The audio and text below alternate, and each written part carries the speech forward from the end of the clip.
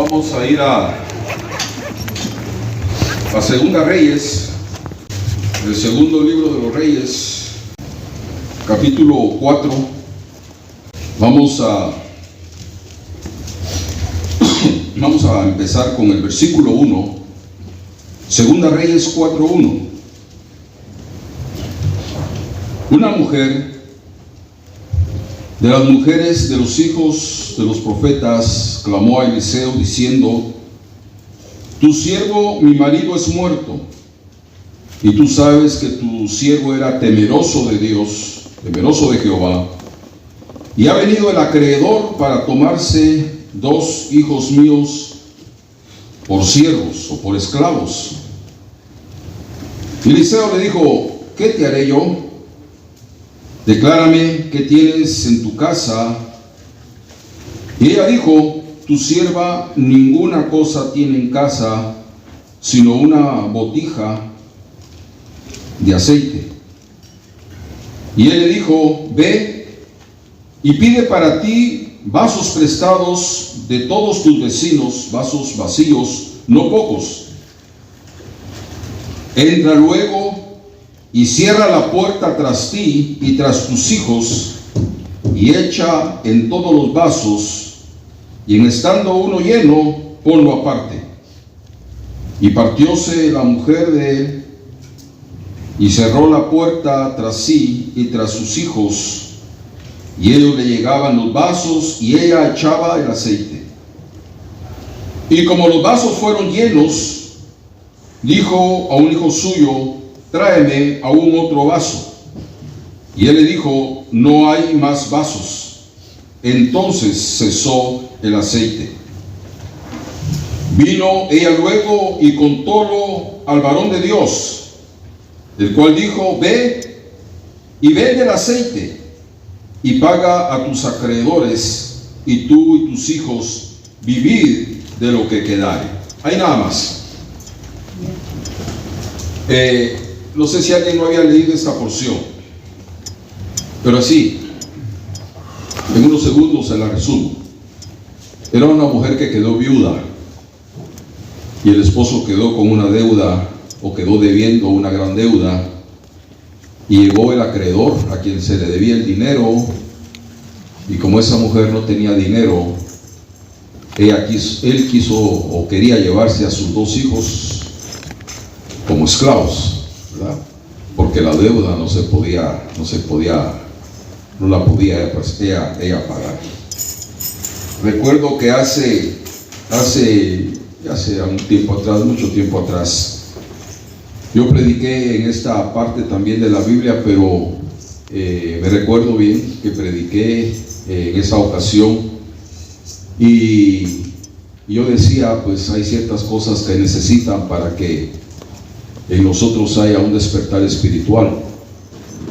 Y una de las cosas que dije yo es que se necesita una obediencia a Dios, y se necesita encerrarse en una intimidad con Dios. Pero lo que quiero predicar en esta tarde es un poco diferente a lo que prediqué en aquella ocasión. Vivimos pues en una época, en una era de lo público. Vivimos en una era de las redes sociales, donde parece que lo que no se muestra, lo que no se publica y no se recibe un like, un me gusta, como que no existiera. Mucha gente tiene hoy la costumbre de ventilar hasta su vida privada, ¿verdad? Y que todos sepan qué es lo que está comiendo, a dónde fue, y bueno. Ese es el tiempo que estamos viviendo ahora. Nos gusta que la gente se dé cuenta de muchas cosas que suceden en nuestra vida.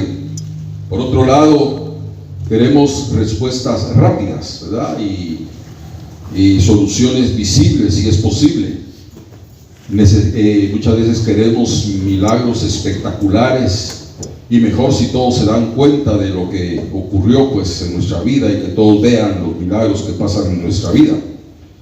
Pero este pasaje que hemos leído, este pasaje que vamos a estudiar, nos enseña un principio completamente distinto, completamente diferente. Dios muchas veces prefiere trabajar con nosotros en el anonimato de nuestra intimidad, donde nadie vea, donde nadie nos vea, en lo más íntimo, hermanos, de nuestra vida. Y este pasaje que hemos leído en 2 Reyes capítulo 4, esta es la historia de una mujer que, fíjense que ni siquiera sabemos cuál era su nombre. Aquí la Biblia no dice cómo se llamaba, pero cuya realidad se parece mucho a lo que el día de hoy podemos experimentar, a lo que nos enfrentamos el día de hoy. La Biblia nos dice que esta mujer era esposa de uno de los hijos de los profetas, o sea que era un hombre que temía a Dios, era un hombre que servía a Dios con todo su corazón, pero que lamentablemente falleció. Y aquí es donde viene el golpe de realidad. Este hombre tan fiel y tan temeroso de Dios, al morir, dice la palabra que dejó una gran deuda, que para la viuda, para su esposa, era una deuda imposible de pagar, porque era pues algo muy, muy grande, muy elevado. Imaginémonos en esta tarde la angustia de esta mujer. En aquellos tiempos no existía el pago a plazos, ¿verdad? O las mensualidades. No existía pues los programas de refinanciamiento. No existían en aquel tiempo la ley de bancarrota, ¿verdad? Para proteger a las familias. Y la ley de ese tiempo, de esa época, ¿verdad?, dictaba que si una persona no podía responder a sus obligaciones financieras, entonces el acreedor, a quien se le debía el dinero, él podía valerse o podía tomar lo que hubiera de valor en la casa, y si no había nada de valor en la casa, pues él podía tomar aún pues a las personas, ¿no? Y esta mujer ahora viuda, dice la palabra que en su desesperación, en su angustia de que podía perder a sus hijos, dice que corre, hermanos, al profeta Eliseo, con el corazón en la mano, angustiada en el alma, y le dice al profeta: el acreedor ha venido para llevarse a mis hijos, a mis 2 hijos, como esclavos.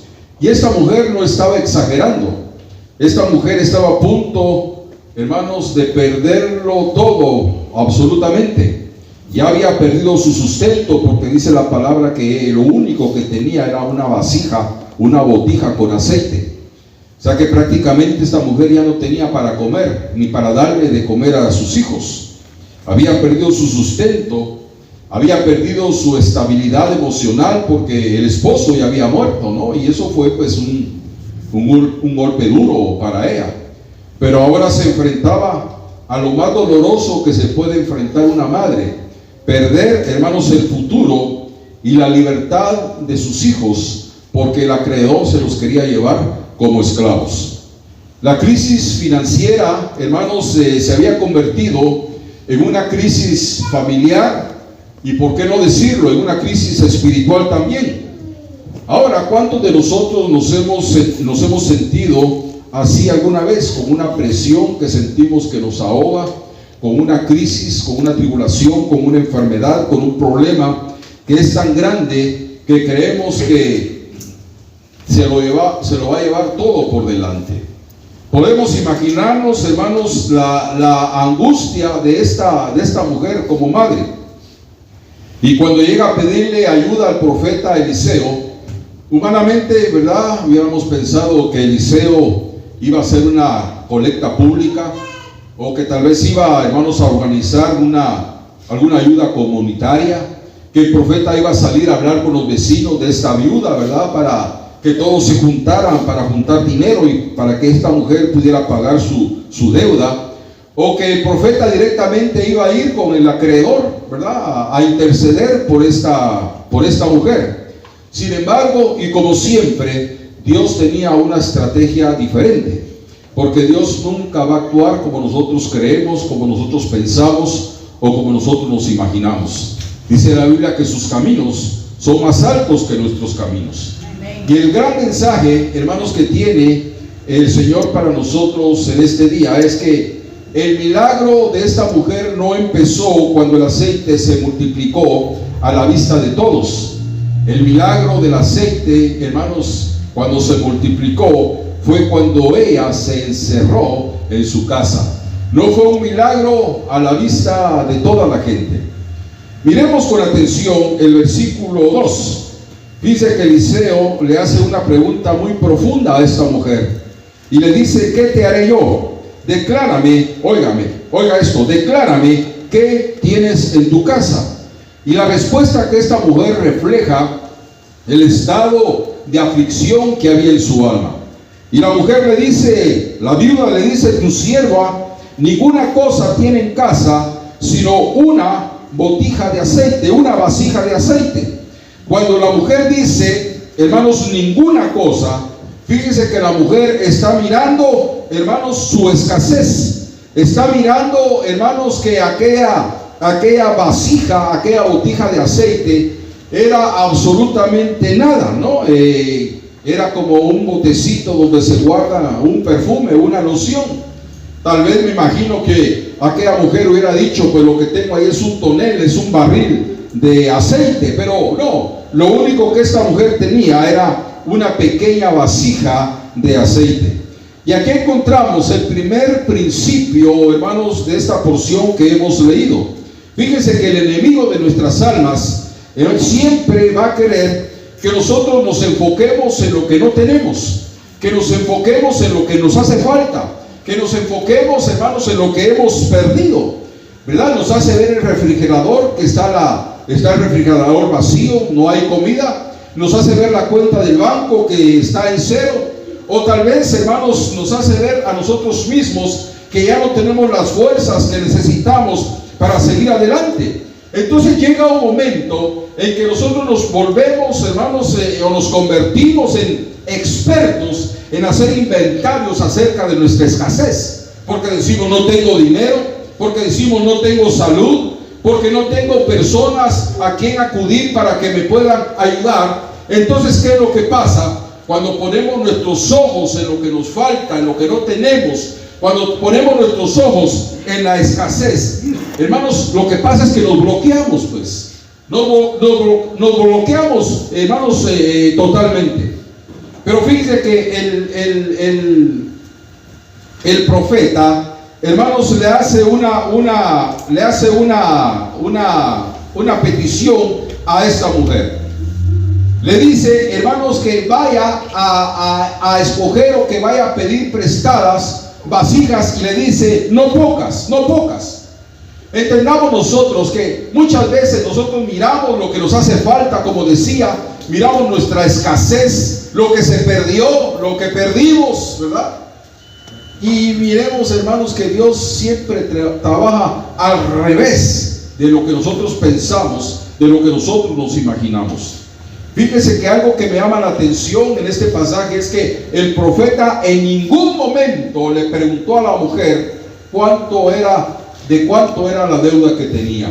No le dijo: cuánto es lo que debes, cuánto es la cantidad que tú debes. No le preguntó eso, sino le preguntó: ¿qué es lo que te queda? ¿Qué es lo único que tienes? Porque, hermanos, Dios no necesita de la abundancia del mundo para iniciar una obra grande en nuestra vida. Dios no necesita de los recursos del mundo. Lo que Dios necesita para hacer una obra preciosa en nuestra vida es, hermanos, nuestra disponibilidad, que estemos disponibles, y lo poco que nos queda. A veces ya no tenemos mucho, a veces nos hemos quedado sin nada. Pero para la viuda, hermanos, era una simple e insignificante botellita, vasija de aceite, pero para Dios era la semilla que le iba a dar la libertad. Para Dios esa pequeña botella de aceite era la semilla donde iba a brotar, hermanos, su bendición. Miren cómo Dios mira las cosas diferente a como nosotros los miramos. Esta mujer estaba mirando su escasez, pero Dios, hermano, ya estaba mirando la bendición que iba a recibir.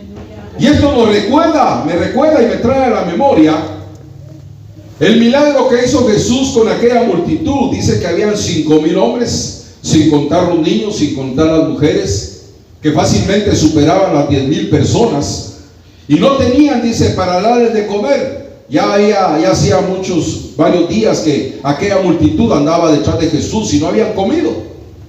Y cuando preguntan, ¿verdad?, cuánto es lo que hay dinero en caja, pues los discípulos le dicen, lo único que tenemos son 200 denarios, que prácticamente no era nada. Aunque hubieran comprado 200 denarios de pan y cada pan lo hubieran partido en 4 pedazos para darle un pedacito a cada persona, era insuficiente, no hubiera llegado ni siquiera a la mitad de las personas que necesitaban comer. Pero aparece un muchacho y dice que este muchacho llevaba 5 panes de cebada y 2 pececillos, y se lo llevaron a Jesús. Y cuando ponen esos 5 panes y cuando ponen en las manos de Jesús esos 2 peces, miren que el Señor Jesús, con esa escasez, hermanos, alimentó a una multitud. Porque Dios trabaja diferente a nosotros. Dios, hermanos, no trabaja conforme nosotros pensamos o conforme nosotros nos imaginamos. Por eso en esta tarde yo les invito, hermanos, a alguien, o si es el caso, a que ya no se esté quejando por lo que ya no tiene, por lo que se fue, por lo que perdió, por lo que le quitaron, sino que mire aún lo que tiene, lo que le ha quedado. Y aunque sea muy poco, si le queda todavía una porción de fe, si le queda una palabra de Dios en su corazón, si todavía le queda, hermanos, una oración sincera, si todavía le queda una familia por quien luchar, no desprecie la pequeña vasija que tiene, porque en las manos correctas lo poco se hace suficiente. En las manos de Dios no hay escasez. Entonces miremos, pues, hermanos, miremos la situación de esta mujer. Que Dios nos ayude a poder expandir nuestra capacidad de creer, que le creamos más a Dios. Y mira el versículo 3 y el versículo 4. Eliseo le da una instrucción que humanamente parecía una locura. Ve y pide para ti vasijas prestadas de todos tus vecinos. Vasijas no pocas, vasijas vacías y no pocas. Y quiero que nos detengamos ahí por un momento. Imagínense la escena. Esta mujer, hermanos, estaba sumida en la vergüenza. Y digo sumida en la vergüenza porque tal vez los vecinos, los que vivían a la par de ella, se habían dado que era una mujer que ya no tenía ni siquiera para comer. Encima de eso, el acreedor, hermanos, encima de ella queriéndose llevar a sus hijos como esclavos, ¿no? Y ahora tiene que ir de puerta en puerta a pedir, hermanos, vasijas, ¿no?, por todo el vecindario, a pedir recipientes prestados, ¿no? Y me imagino que, hermanos, aquella mujer fue, pero yo pienso que aquí se requerían 2 cosas. En primer lugar, romper con el orgullo. O sea, aquella mujer todavía tenía un poco de orgullo, ¿verdad? Tenía que quitar el orgullo, ¿verdad? Muchas veces tenemos que quitar de nosotros el orgullo que todavía hay, el poco de orgullo, si todavía queda, para que el Señor pueda hacer grandes cosas en nuestra vida. A veces creemos que no necesitamos de Dios, y sí, necesitamos de Dios todos los días. Esta mujer tuvo que romper el poco o el mucho orgullo que todavía tenía e ir a pedir prestados recipientes. Y otra cosa que tuvo que hacer fue activar la fe que ella tenía. Porque ella sabía que Dios iba a hacer un milagro y le tenía que creer a Dios. El ir a pedir esas vasijas vacías, hermanos, cuando lo único que tenía en casa era un chorrito de aceite, eso era algo completamente absurdo. Absurdo. La gente me imagino que se le quedaba viendo. Y esta mujer, ¿qué va a hacer con tanta olla, con tanto utensilio, con tanto trasto? Seguramente se preguntaban, ¿para qué quiere la mujer tantos utensilios si ni siquiera tiene para comer? Pero déjenme decirles en esta tarde que este es el lenguaje radical de la obediencia, porque la fe verdadera actúa antes de ver el resultado. ¿Oyeron eso? La fe verdadera actúa antes de ver el resultado. Aquella mujer no había visto el resultado, no había visto el milagro, pero le creyó a Dios. Amén. Esperó en Dios y Dios, hermanos, hizo el milagro en su vida. Ella no esperó que el aceite se multiplicara para ir a conseguir las vasijas. No esperó el milagro, sino que antes de que sucediera, hizo lo que se le había mandado. Ella buscó los envases en señal de que Dios iba a hacer algo grande en su vida. A mí me llena mucho, hermanos, este pasaje y cómo Dios actuó en la vida de esta mujer. Y el profeta fue específico: ve a buscar vasijas, ve a buscar ollas, lo que encuentres, pero que no sean pocas. No te vayas a limitar, porque ¿sabe qué es lo que pasa, hermanos? No le dijo que fueran pocas, sino que fueran muchas. ¿Por qué? Porque la dimensión del milagro no iba a estar limitado al poder de Dios, porque el poder de Dios es ilimitado. El poder de Dios iba a estar limitado, hermanos, por la capacidad que tuviera aquella mujer para creer y para prepararse. Y esto es lo que sucede en el reino de los cielos. El flujo de la bendición no se detiene porque a Dios se le acabó la bendición o porque a Dios se le acabó, hermanos, se le acabaron los recursos. Muchas veces la bendición en nuestra vida se acaba. ¿Por qué? Porque a nosotros se nos acaban las vasijas para que Dios las llene. Entonces, hasta cierto punto, nosotros somos los que ponemos límite a nuestra bendición. Si usted pide poco, pues va a recibir poco. No porque Dios sea tacaño o porque Dios sea agarrado, sino porque su expectativa y el espacio para recibir la bendición de Dios son demasiado pequeñas. Yo me recuerdo lo que mi papá decía: la bendición es como el mar, decía, ¿se recuerdan? La bendición es como el mar. El agua del mar, pongamos, le decía que esa es la bendición de Dios. Y usted puede llegar ahí a la orilla del mar con un vasito a llenar su vaso. Ese es el vaso, ¿verdad? Esa es la medida de bendición que usted va a recibir. Pero puede llegar, dice, con un tonel a llenar el tonel. Entonces cada uno de nosotros somos los que limitamos la bendición de Dios en nuestra vida.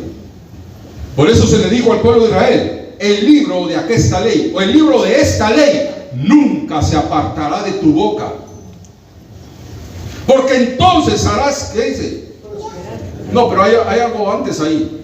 El libro de aquesta ley nunca se apartará de tu boca. Antes de día y de noche meditarás en él, para que hagas conforme a lo que está escrito. Porque hasta entonces, hasta que hagas lo que está escrito, hasta que obedezcas lo que está escrito, harás prosperar tu camino. No dice que Dios va a prosperar nuestro camino, tú harás prosperar tu camino.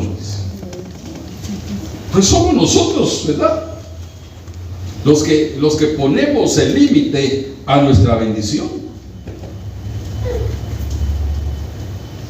La bendición de Dios no tiene límites, pero nosotros sí ponemos límites. Vuelvo a repetir, porque muchas veces ya no tenemos vasijas para que Dios las llene. Y algo que me llamó la atención en este pasaje, fíjense que esta porción que leímos menciona que ella debía hacer todo esto junto a sus hijos. O sea, no dejó a sus hijos fuera del proceso. Los hijos fueron parte de la fe de aquella mujer. Tuvieron que caminar con su madre, tuvieron que cargar las vasijas pesadas cuando estaban llenas de aceite, tuvieron que cansarse junto a su madre. Los hijos se envolvieron en este proceso. Por eso, para nosotros para nosotros como padres es una gran lección el día de hoy. Esto nos enseña, ¿no? Que en medio de nuestras crisis, en medio de nuestros problemas, en medio de nuestras tribulaciones, hermanos, no nos escondamos de nuestros hijos, sino que involucrémonos también. Que ellos puedan ver, hermanos, ¿verdad? Que nosotros permitamos, hermanos, que ellos vean cómo nosotros buscamos a Dios. Fíjense que un hijo, por lo general, es raro, pero un hijo no mucho se va a guiar por los consejos de un padre o de una madre, se van a guiar más por el ejemplo que le den los padres. A veces un consejo los hijos ya no lo reciben, ¿verdad? Pero un ejemplo sí.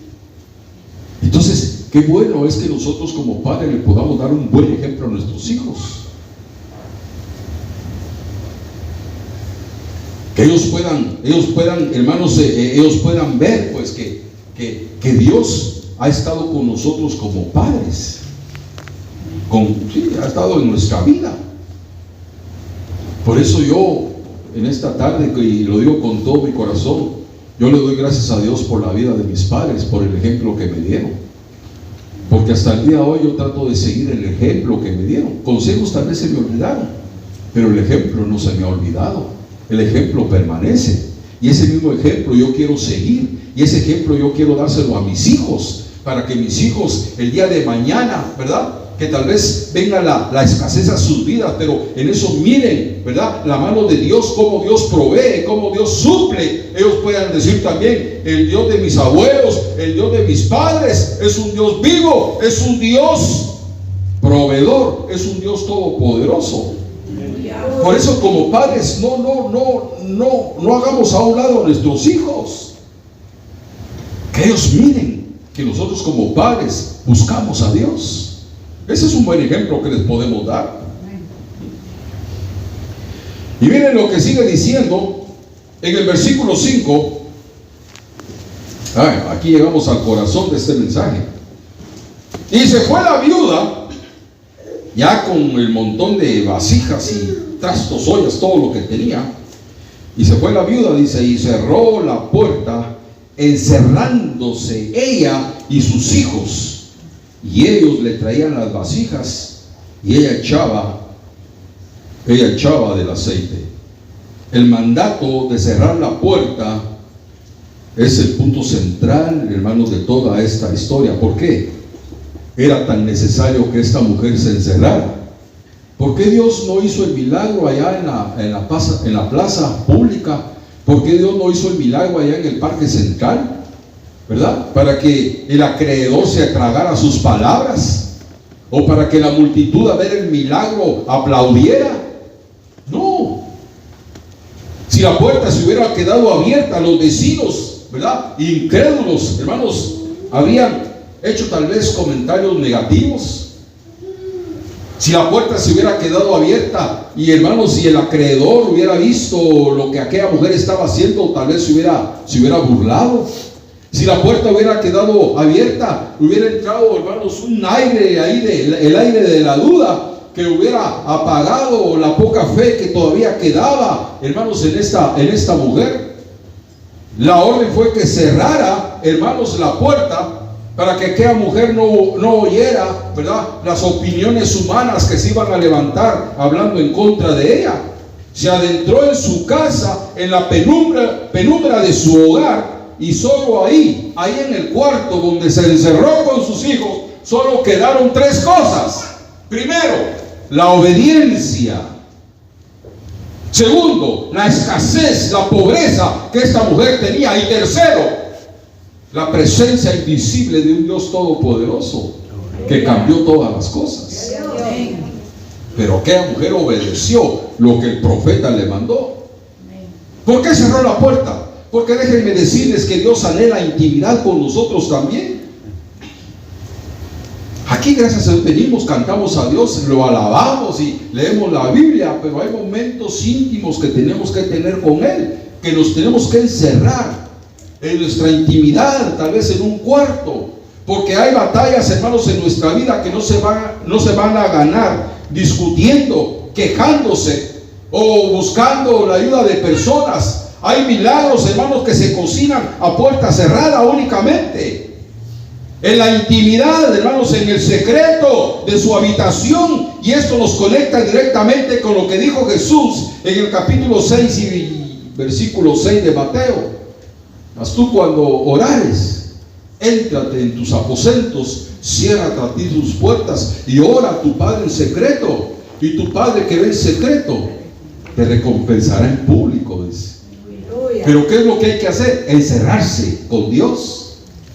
encerrarse con Dios, ahí donde ya no está la esposa, donde ya no están los hijos, donde ya no están los nietos, sino solamente Dios y yo y Dios.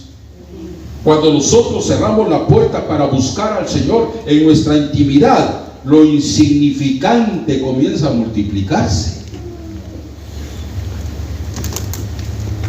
Yo no estoy predicando esto porque todo esto se me vino a la mente, lo predico porque son cosas que yo he vivido.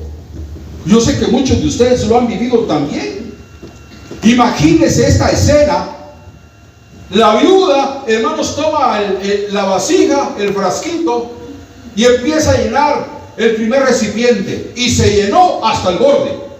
Ella, asombrada, se le queda viendo a su hijo, a sus hijos, y le dice: tráeme otra, tráeme otra.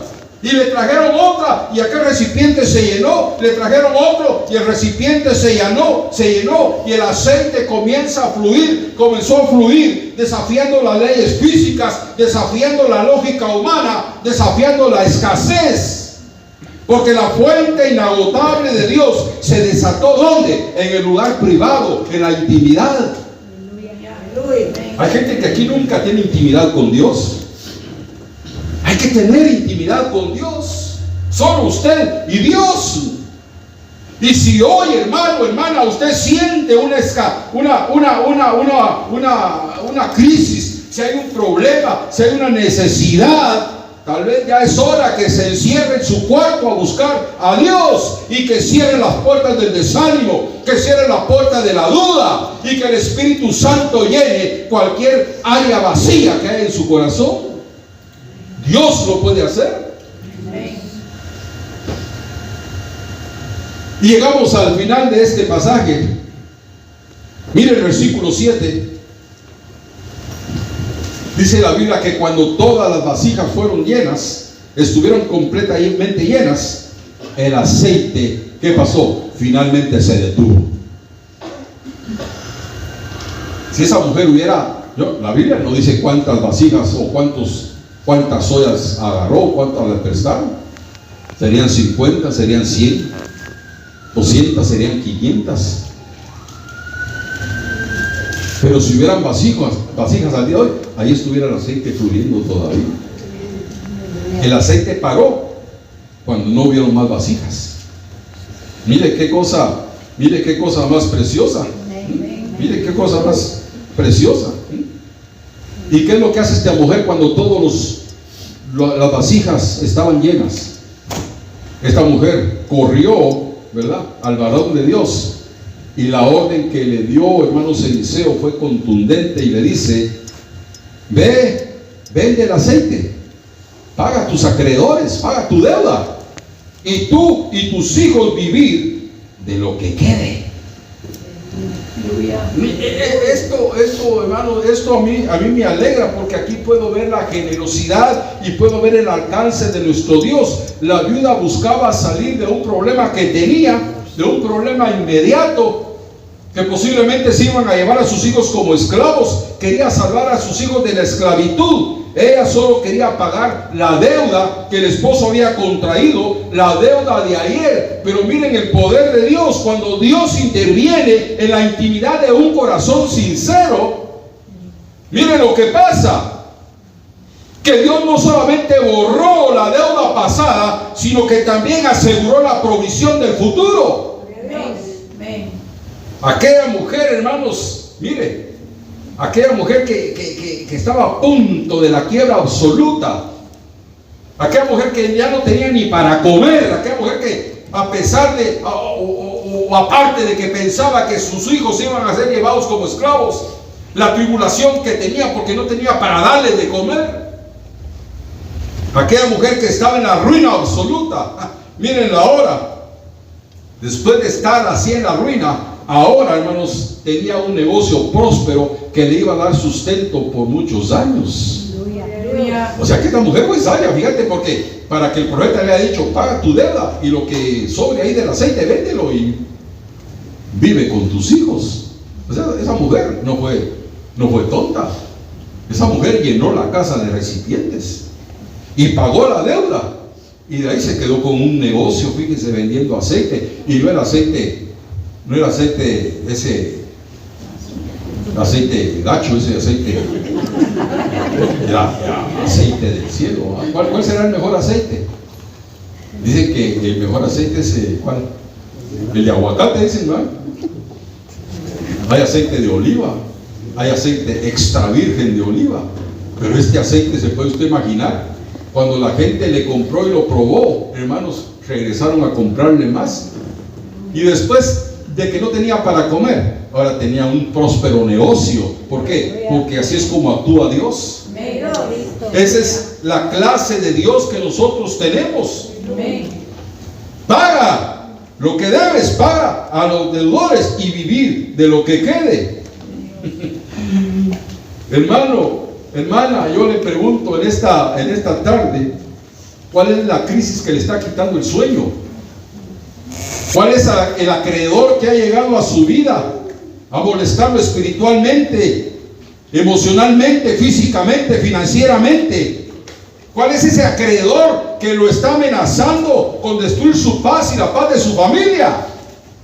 Hoy Dios nos dice que traigamos a Él lo poco que tengamos, no importa que sea demasiado pequeño, y que con ese poco que nos encerremos con Él. Cierra la puerta al temor, cierra la puerta al desánimo, cierra la puerta a la duda, cierra la puerta del desaliento, cierra la puerta del temor. Junta tus vasijas que están vacías, junta tus necesidades, junta tus dolores, tus anhelos, junta tus peticiones, junta eso que sientes en tu cuerpo y ponlo ante el altar de Dios. Y Dios, hermanos, va a hacer la obra en tu vida.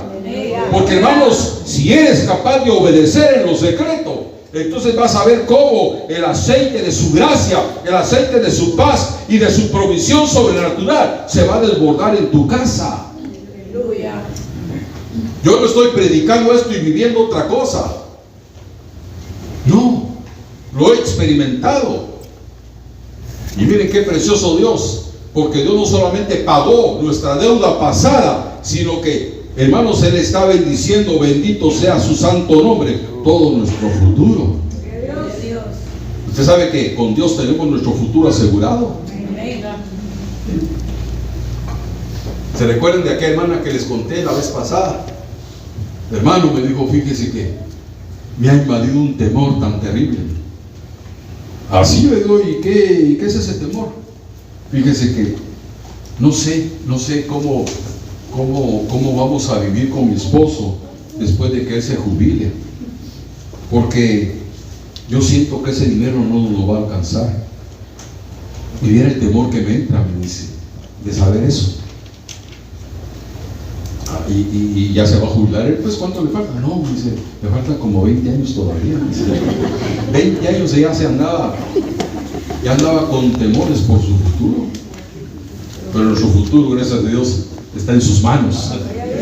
No en las manos del IRS, no en las manos del Tesoro de los Estados Unidos, no en las manos del gobierno, no en lo que da el gobierno. Nuestro futuro está en las manos de Dios. Y Dios, cuando da en abundancia. Que Dios los bendiga en esta tarde. Y gracias a Dios, el que es fiel hoy con Dios va a ser fiel con Él el día de mañana. Eso está asegurado el 100%. Amén. Que Dios bendiga este mensaje.